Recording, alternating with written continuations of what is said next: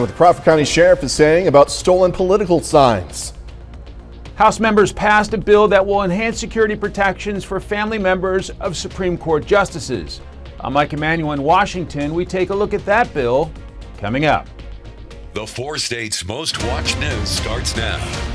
Thank you for joining us tonight. I'm Jordan Abbey. The Joplin Fire Department has been searching for a reported person in the water who went over the Grand Falls in Joplin. Did not resurface. The search began shortly before 5 p.m. Joplin Police Department, authorities from Reddings Mill as well, Neosho and Galena, Kansas, all assisted. The person is believed to be an adult male, not a child. We're going to continue to provide updates at KOAMnewsnow.com as they become available.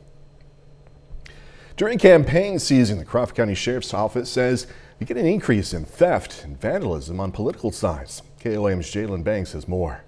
This year, a constitutional amendment known as to value them both will be on the ballot during the Kansas primary election in August. If passed, the state would have no constitutional right to abortion, allowing lawmakers to pass restrictive abortion measures. In Pittsburgh, supporters of both sides have gone about showing their support in the form of signs. Crawford County Sheriff Danny Smith says during campaign season they receive an increase in calls for sign theft and vandalism. He also says committing these acts could lead to consequences. If you're going to steal a sign or deface it, and if you're looking at theft or criminal charges, you're going to get a court date, just like you would anything else. You have to appear at court, and then between the county attorney and the judges, they're going to decide at some point in time if you're going to get a fine or what goes along with the consequences of doing that. And it's really up to them how they decide to do that. Laura Washburn, a Pittsburgh resident, has been a victim of the recent crimes, having lost hundreds due to thefts. She says the signs represent more than just a view on the vote.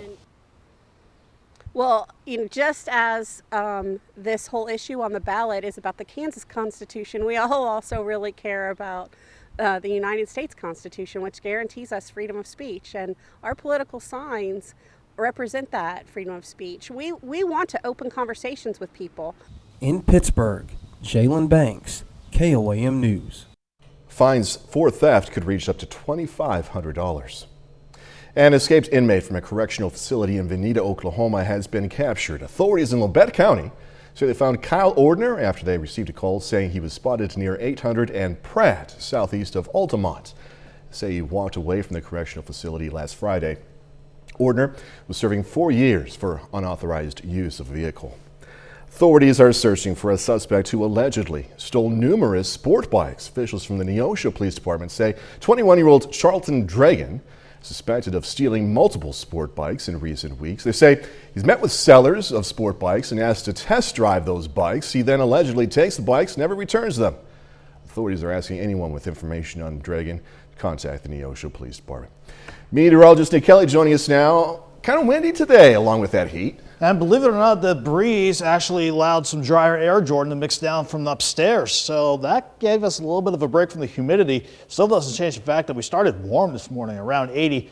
Topped out at 91, a bit of an improvement from the mid-80s we saw the other day. A lot of us didn't have to deal with heat advisories today, but for Lynn and Bates County, you've got heat advisories that'll take you through the day tomorrow up until 8 o'clock on your Wednesday. That's because of this upper level grid still in control, but there is a storm system out to the west that's going to try to come at us within the next few days. In the meantime, still warm, lower 80s all across the board. We're going to eventually drop back to 77, Jordan, before we go back at least into the lower 90s again for tomorrow. Breezy once again as well. We'll time out when some of us could see rain chances very soon, here in a few. Nick Kelly, thank you so much as always. With this intense heat, it's important to remember to stay safe from heat exhaustion. Symptoms include heavy sweating, colds, pale and clammy skin, and muscle cramps. Experts say you should get medical help right away if there's vomiting, if symptoms get worse or last longer than an hour, or if confusion develops.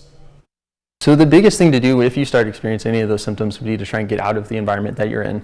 So either get out of the direct sunlight, or if you can, get into somewhere that is cool, that has some cooler air. Typically, before you have to come to the hospital, if you can drink sips of water or try and cool yourself off, that would be the best thing to do. You can find a list of area cooling centers on our website, KOAMnewsnow.com.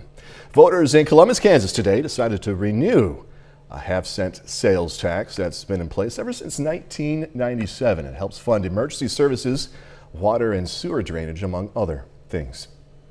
Pittsburgh first responders hosted a mock accident demonstration for Leadership Academy students. The Academy has a partnership with the United States Army. Pittsburgh high school students discussed civic organizations and listened to community leaders. The fire department, police, sheriff, and ambulance departments, as we're seeing right there, played a key role in this program.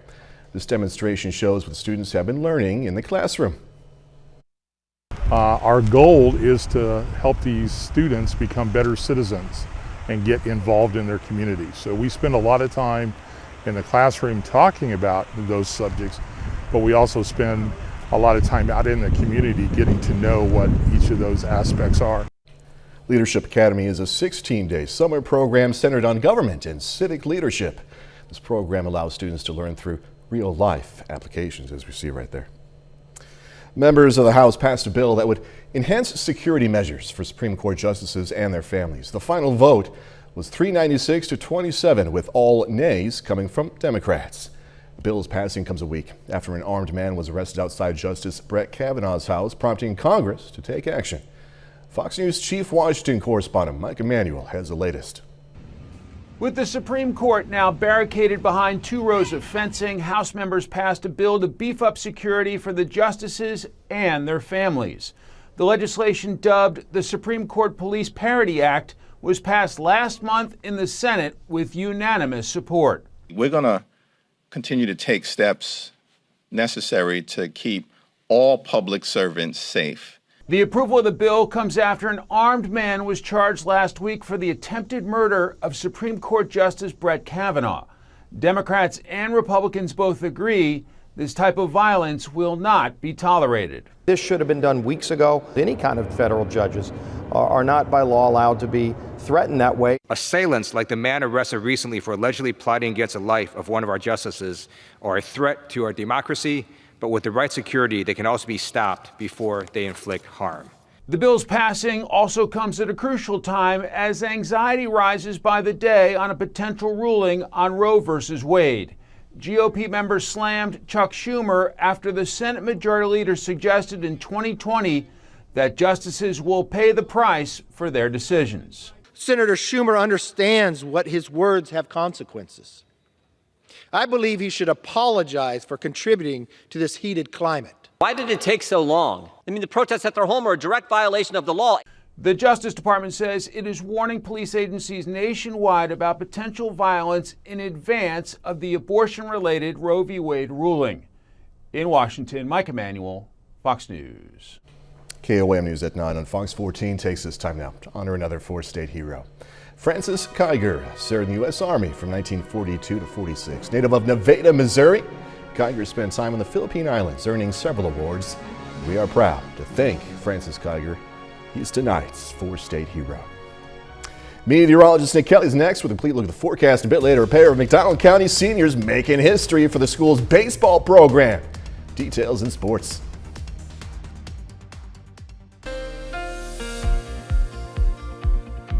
Thanks to the good south wind, it stayed hot once again, but thankfully not as hot as where we've been over the past few days. For example, we had highs pushing to the mid-90s, as you can see right behind me, dropping back near 80 this morning, and then topping out in the lower 90s. Most of us around 91 degrees this afternoon, and thanks to some drier air from upstairs that mixed its way on down, we had lower humidity.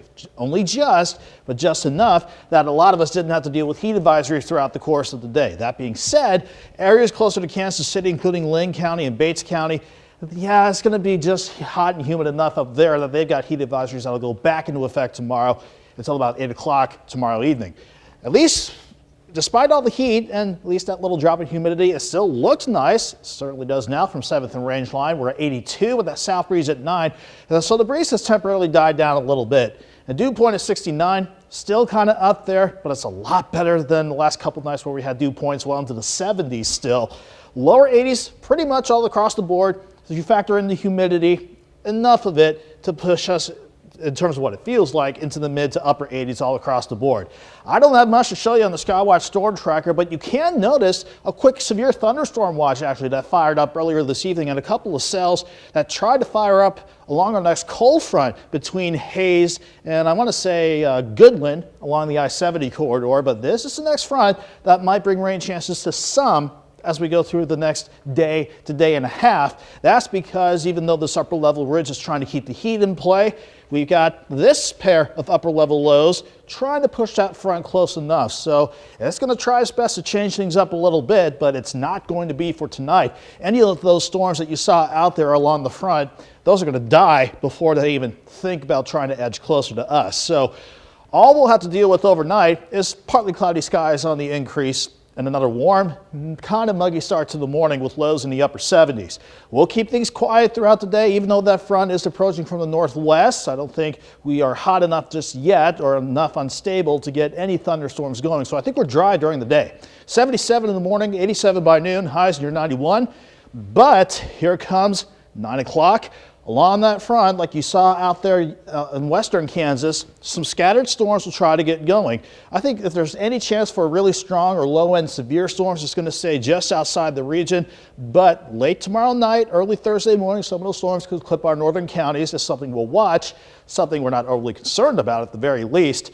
But that front doesn't sweep on through. In fact, we'll go back into the mid-90s as we go into Thursday. In fact, let me just go ahead and take you right to the 7-day forecast.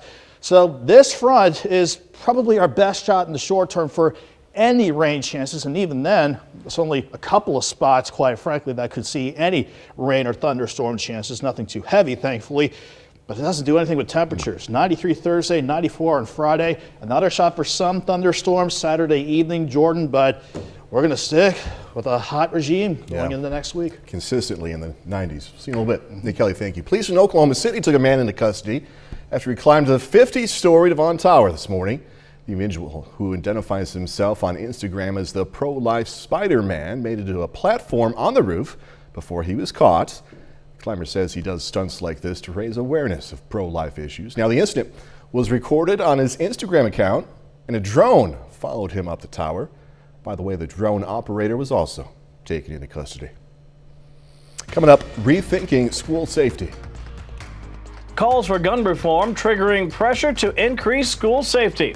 I'm Kevin Cork with a look at how one state is making it a lot easier for teachers to arm themselves and the psychological impact that school shootings are having on America's youth.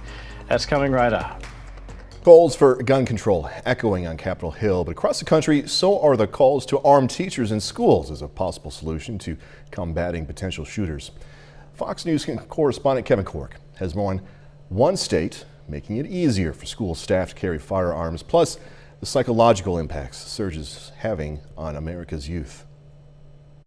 As pressure mounts on Capitol Hill for Congress to pass gun reform legislation, Nowhere in the Constitution is unrestricted access to weapons of war a guaranteed right. conversations about increasing school safety in the wake of the tragedy in Uvalde, Texas, are also gaining momentum. House Bill 99, as you know, also addresses the option, and it is an option, of arming school staff. In Ohio Monday, Republican Governor Mike DeWine signing a new bill making it easier for teachers and other faculty to carry guns in schools by reducing the training time needed to be armed from 700 hours to just 24. Staff will need to undergo annual background checks, and districts can mandate additional training if desired. Meanwhile, some psychology experts say nationwide schools are becoming symbols of sadness, especially in communities where there have been mass shootings before. Driving past the school or seeing someone in the community wearing, a school T-shirt, those are all things that are going to remind the children and the adults and the rest of the community members about what happened. But officials say it's not just mass shootings triggering massive trauma. According to recent data collected by the Naval Postgraduate School, researchers counted more than 500 cases of gun violence in schools since 2020, including gunfire in classrooms, students flashing guns to intimidate, and even more than that. I'm Kevin Cork, Fox News. Still ahead, inflation showing no signs of stopping. Producers are paying way more to make their goods than a year ago, and in most cases, that cost is being passed to the consumer. I'm Lauren Blanchard in Washington with the latest from the administration on how they plan to fight skyrocketing inflation. cash. As gas prices are incredible, reaching record highs, Americans are struggling to fill up those tanks. According to AAA, more drivers are running on fumes, some even running out of gas, prompting more emergency calls to the auto service. In fact, there's been a 25% increase in empty tank calls. Now, running on E can also have other consequences. In most cars, the fuel pump is inside the gas tank and needs to be submerged in gasoline to be cooled. I didn't know that. President Biden was on the road again today to tell Americans he's focused on the economy. Stock market, though, is showing signs investors are nervous, sinking into a bear market. Fox News correspondent Lauren Blanchard is in D.C. now with more. Inflation could put a real dent in summer travel budgets for many Americans. Gas now over $5 a gallon on average, with no signs of slowing. Inflation is just going up. Gas prices are going up. I don't anticipate it going down until, the summer ends. The latest data from the Labor Department shows that in May, wholesale prices were up 10.8% over a year ago, meaning producers are paying more and, as people can tell, passing those costs on to the consumer. President Biden says his administration has a plan to help. Under my plan for the economy, we made extraordinary progress. And we put America in a position to tackle a worldwide problem is worse everywhere but here, inflation. But the U.S. at 8.6% does have worse inflation than some other large economies, including Germany, France, Canada, and India. And part of the president's plan to fix it is to leave it to the Federal Reserve to figure it out. The Fed is meeting Tuesday and Wednesday as they decide how much to raise interest rates yet again.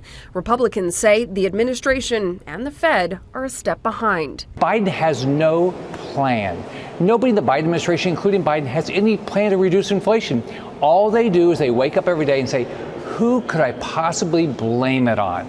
The Fed has to try to raise interest rates enough to cool inflation, but not so much that they risk a recession. We'll find out their plan Wednesday afternoon. In Washington, Lauren Blanchard, Fox News. Up next, going to learn why and how this giant chicken nugget was made. Chefs making the world's largest chicken nuggets. The TikTok cooking sensation Linja Lynn Davis and MasterChef finalist Nick Diavani got together to make the largest chicken nugget in the world. The nugget is nearly 115 times larger than the traditional ones. Weighs about 46 pounds, 3 ounces. Look at that. The pair used 40 pounds of ground chicken, 40 slices of white bread, 40 eggs. A Guinness Book of World Records judge was on hand to weigh the nugget and gave out the award. Here's the thing, though. I want to recount. I'm calling foul, pun intended, because when you think of a chicken nugget, do you think of ground chicken? I say no, but Nick Kelly was doing some research. I hope to gosh this is a rumor of just what goes into a traditional chicken nugget. I mean, It was like 50% meat, and according to one of my sources, the rest are fat, blood vessels, nerve, connective tissue, and ground bone. Hopefully you're enjoying dinner, everybody. I hope to gosh that's the rumor. I don't know. All right. 30 more minutes, news, weather, and sports coming your way. Coming this summer, 988 will be the new national crisis hotline, and the Ozark Center will be one of 200 of those call centers. I'm Bronte Sorosky with that story. FDA advisors once again consider Moderna's vaccine, this time for children. I'm Jonathan Seri in Atlanta. I'll have details coming up. A new phone line soon going to be available to anyone experiencing a mental health crisis. KOAM's Bronte Sorotsky has details from the Ozark Center's Crisis Center, which is going to be one of 200 across the country to launch this program. We all know what to dial in an emergency. 911. During a mental health crisis, that number can be long and difficult to remember. Soon, there will be an easier number to dial. That means that any individual in any state in the United States can pick up their cell phone and dial 988, or they could text or chat to 988. Starting July, when someone experiencing a crisis dials 988, they'll be connected with a crisis specialist. One of the facilities providing the specialist, the Ozark Center in Joplin. First and foremost, we tried to calm the individual that we're talking with, and we use coping techniques and coping skills to calm that individual, obtain information. Jeremy Floyd is a crisis specialist for the Ozark Crisis Center and will be one of the specialists answering the call when people dial into the new hotline. I think it's very important. A lot of communities lack mental health needs, and the more that we're concentrating on the mental health problems within our nation, I think we'll see more and more of crisis centers populate throughout the country, but we definitely got to concentrate on mental health issues across the board. The Ozark Center will be one of 200 crisis call centers throughout the country. We have received a 988 implementation grant that's allowed us to buy some new upgrades as far as IT, purchase new furniture, purchase new chairs. We're also adding 7 new staff to our team to accommodate for what we anticipate will be the increases in volume. This number isn't just for suicidal thoughts or self-harm. It can also be used for other mental health issues. So that people will know 988 is for anything emotional, mental health, behavioral health, or even addictions. It doesn't have to necessarily be just thoughts of suicide. In Joplin, Bronte Sorotsky, KOAM News. The Ozark Center is going to begin accepting 988 calls effective July 16th. Now, 988 will not currently eliminate the old national hotline. Starting today, drivers in Crawford County, Kansas may have to take a different route for a couple of days. Now, on 260th, from 160 highway to 126 highway, that's going to be closed to through traffic for railroad crossing repairs. Officials say these repairs are going to take about 2 days to complete, weather, of course, permitting. Today is Flag Day. And Joplin's American Legion Post 13 conducted a flag retirement ceremony at Memorial Hall. People were invited to bring a retired U.S. or state flag for proper disposal. It's the symbol of our country, and as far, from a veteran's perspective, we all fought and served under that flag, and it means a great deal to us. So it's very important to us that it's shown the greatest amount of respect. People should regularly inspect their American and state flags to determine if they do need to be properly disposed of. When you have a block party in Carl Junction, you call it a Bulldog block party. People there had a chance to enjoy CJ's second Tuesday event tonight. It was on Main Street. There were food trucks, as we see right there, business booths, water balloons, yeah, on a day like today, popsicles, live music, among other fun things. It brings people to Carl Junction, that maybe don't live here, but I think there's also this sense of community. Carl Junction has a great community, and everyone, there are a lot of families, so something to do downtown, whether it be bounce houses for the kids, family fun, games. The national champion Carl Junction Elementary Archery team has sold raffle tickets and accepted donations for their world competition coming up. Well, Missouri Governor Mike Parsons signed a bill on property rights. The legislation deals with the seizure of private land for public projects. The measure is going to require farm owners to be paid at least 150% of market value if their properties are taken through eminent domain. The law only applies to new projects. FDA has approved its first treatment for alopecia. Officials say Olumiant blocks an enzyme that leads to inflammation caused by severe alopecia. This inflammation can trigger the body to attack its own hair follicles, causing the hair to fall out in clumps. FDA says about 300,000 people in the U.S. suffer from the autoimmune disorder. Children who learn to play well with others in preschool may have better mental health as they get older. British researchers analyzed data from nearly 1,700 children ages 3 to 7 years old. They found those who were better at playing with others had lower hyperactivity, fewer conduct and emotional problems, and were less likely to get into fights with other children. FDA vaccine advisors spent the day discussing Moderna's COVID-19 vaccine for children. The meeting comes ahead of tomorrow's committee gathering to approve shots for the youngest Americans. Fox News correspondent Jonathan Seary has more. It's a busy week for federal regulators today. The FDA's vaccine advisors met to discuss Moderna's COVID-19 vaccine for children as young as 6 years old. The panel voting to recommend the shots for this age group, giving parents another option to protect their kids. FDA, its advisors, and CDC are looking at these carefully and following the normal process. A lot of people have said, gee, why weren't these rushed out months ago? Clinical trials showed the vaccine was 93% effective in children 12 to 17 years old and 77% effective in younger Americans. The panel reviewed the formula's possible side effects, including rare cases of myocarditis. According to the CDC, the vaccine may pose a higher risk of heart inflammation in some age groups compared to Pfizer's shots. But the agency said recent data suggest most people recover over time. Myocarditis is a rare event following mRNA COVID-19 vaccination. Most persons with myocarditis after mRNA COVID-19 vaccination recover from their myocarditis by 90-plus days after diagnosis. On Wednesday, the committee will consider recommending Pfizer's and Moderna's vaccines for children as young as 6 months old. Health experts say it's unclear how high demand will be for those shots. According to the CDC, less than 30% of 5 through 11-year-olds are fully vaccinated. I'm hoping that we're going to have a little better uptake because we have better access to kids. The White House says these pediatric shots could be administered as early as next week. In Atlanta, Jonathan Seri, Fox News. A bit later, trying to survive a downfall. The crypto plunge is costing jobs. I'm Susan Lee with Fox Business. I'll have the story coming right up. The south wind was added, but it really helped to mix up the sun's rays underneath mostly sunny skies. So that meant we did not get as hot as we did the other day and the past few days, quite frankly, where we were pushing mid-90s for highs. But after we only dropped back near 80 again this morning, we did top back out at least in the lower 90s. On the plus side as well, drier air from upstairs was being mixed down throughout the day. That meant lower humidity, just enough to where we didn't have to deal with any heat advisories, at least for much of the area.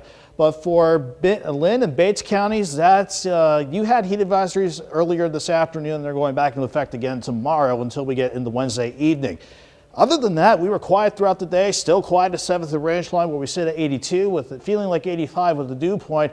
At least we'll take upper 60s compared to all the 70-degree dew points we've been seeing for the past few days. Lower 80s across much of the region, a few mid-80s from Chanute, Fredonia, let's say Sedan, and back to the west. But it all feels like the mid to upper 80s when you factor in those dew points just before we hit the top of the 10 o'clock hour.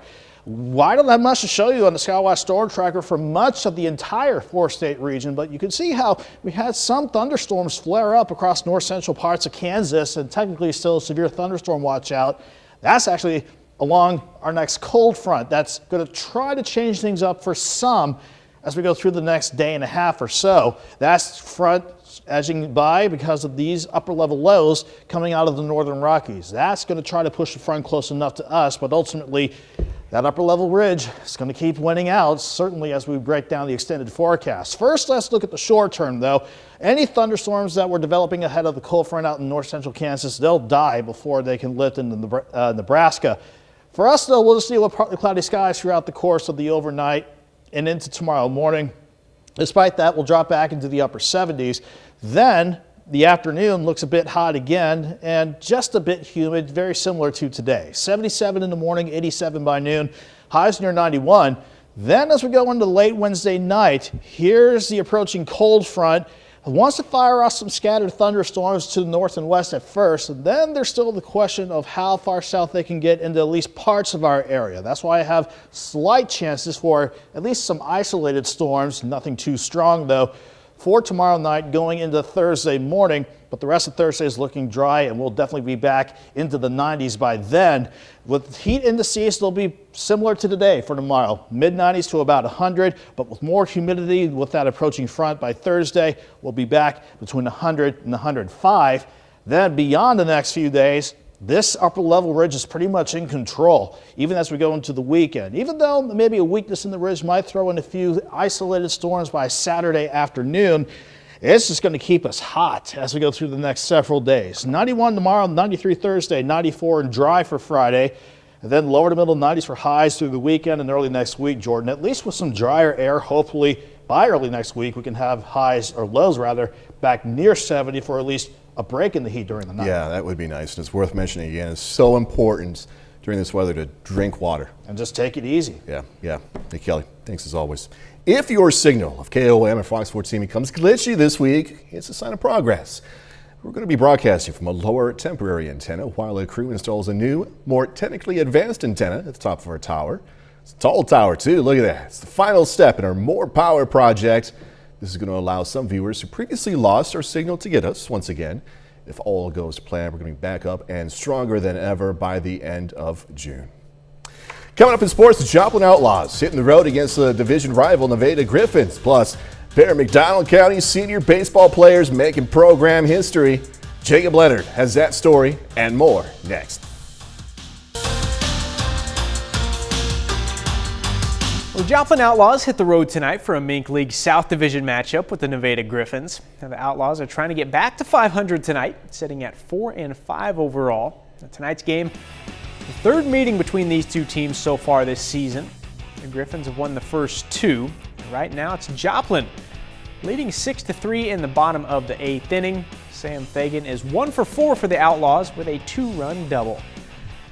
The Missouri High School Baseball Coaches Association released its all-state teams on Monday. McDonald County pitcher Levi Helm and catcher Cole Martin were both named first-team all-state in Class 5. Now, Helm and Martin are the first two McDonald County teammates ever to be named all-state in the same season.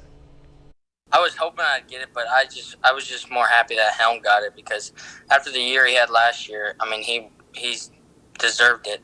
I mean, he's a good ball player. It's something that I worked really hard for. Just ever since my freshman year, I kind of had a goal of doing my best to get that accomplishment. And my senior year, I finally got it done, and all the hard work ended up paying off. We probably had one of the best defensive teams in the whole state, and I had full confidence in my defense. Those guys were always ready to play. They wanted to play in big games. They were never nervous about it. And you know, the all-state thing it's awesome, but there's a lot more in store for them as well as they continue their career. Now, you can check out our full story with Helm and Martin, as well as a full list of local all-state players on the sports page at KOAMnewsnow.com. To the major leagues now. Game one of a doubleheader here today between the Cardinals and Pirates. And bottom of the third, Paul Goldschmidt gets things started with a 2-run homer. Makes it 2-0 home team. Then we had a little history in the 6th inning on the pop-up in foul territory. Yadier Molina there to catch it. Molina gets to 14,865 putouts as a catcher. It's the most in Major League history. On to the 9th now, Cardinals up 2, and they would close it out. Dylan Carlson there to grab the liner. St. Louis takes game 1 from Pittsburgh 3-1. So in game 2, Cardinals trying for the sweep, and they would do it. They win 9-1, but that is not the story. Pitcher Miles Michaelis, so close to a no-hitter. It was brutal. He gave up a hit with 2 outs in the 9th before being pulled after 129 pitches. So in the end, he goes 8 2/3, allowing just 1 run, 1 hit, while striking out 6. As for the Kansas City Royals, they're on the road tonight for Game 2 of their series against the Giants, trying to even the series and avoid a 4th straight loss. Right now, that one is scoreless in the bottom of the 4th. And that's it for sports. We're back with more news after this.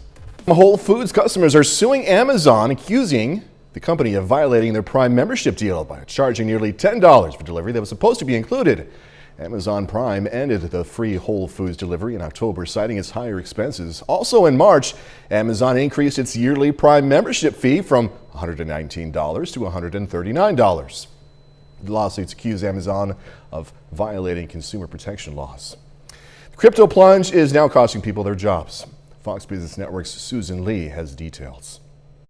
The value of all cryptocurrency is now less than $1 trillion, and that's just a third of the records that we saw back in November. Falling prices also means less jobs, and the largest listed U.S. crypto exchange, Coinbase, just announced job cuts. Its CEO Brian Armstrong tweeting that he has made the difficult decision to reduce the size of the team by around 18%, saying in part, quote, that the broader market downturn means that we need to be more mindful of costs as we head into a potential recession. Now, Coinbase joins other crypto and blockchain companies in cutting positions. BlockFi, which is a Celsius competitor and a crypto lender, chopping 20% of its workforce. Crypto.com laying off 5%. The Winklevoss twins and their company Gemini cutting 10%. Now, I recently spoke to FTX, which is one of the largest crypto exchanges in the world, founded by 30-year-old billionaire Sam Bankman-Fried, dubbed the crypto emperor by the New York Times. And FTX's U.S. President Brett Harrison told me that they are not freezing or cutting jobs. Now, we've been able to weather a storm of, crypto prices going down, general private and public market valuations going down. And so we're continuing to expand. We're continuing to hire. We're continuing to look at potential sources of, either acquisitions or other kinds of investments across the space. And we're able to do that even in times like this. The crypto world and confidence has clearly been shaken by the recent Celsius blow-up, which is equivalent to a bank run in cryptocurrencies. Also, a $40 billion wipeout in one of the stable coins called Luna Terra. And there are concerns about who's next in the steep price drop. In New York, Susan Lee, Fox News. Coming up, going to hear from some stars of the newest Jurassic World movie. Those dinos are kings of the domestic box office. Jurassic World Dominion had a successful opening weekend, and we caught up with two newcomers to the iconic film series to talk about their experience working on the epic finale in the Jurassic World trilogy. Here's Fox's Ashley Dvorkin with the story.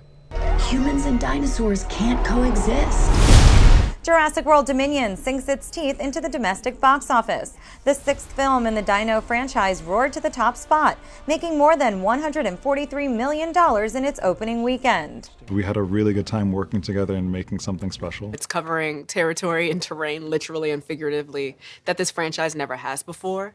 DeWanda Wise and Emmy-nominated actor Mamadou Ache were not only thrilled to join the iconic film series, but enjoyed working with Chris Pratt, Bryce Dallas Howard, and returning legends Jeff Goldblum, Laura Dern, and Sam Neill. I'm so grateful that I got to work with him in this movie, and particularly this movie because this is the movie that I was introduced to all of them, really. So yeah, to share this universe with them, to be invited in such a warm way, can't be beat. My first, couple of weeks was nerve-wracking. And then by the time we were all in a space together, they were my roommates.